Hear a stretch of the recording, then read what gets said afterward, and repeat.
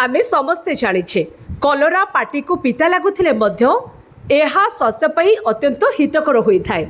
एथरे vitamin A, vitamin C, zinc एवं folate भरपूर रही थाए। किंतु अधिकांश लोके कलरा को रोषेई करबा समय रे ताहार मंजी को फिंगी दियंती। किंतु आपण जानिछंती कि ए कलरा मंजी मधुमेह रोगी को पई अत्यंत लाभदायक अटे।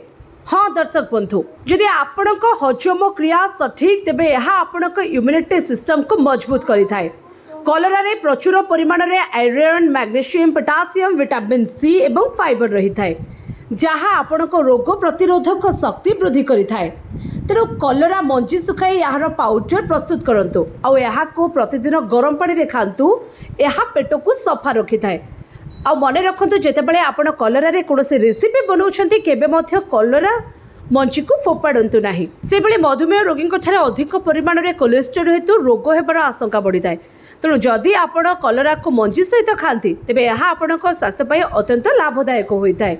यह आपण कोलेस्ट्रोल स्तर को नियंत्रण रखि थाए। सही भली कोष्ठकाठिन्य समस्या दूर करिथाए कलरा मंजी।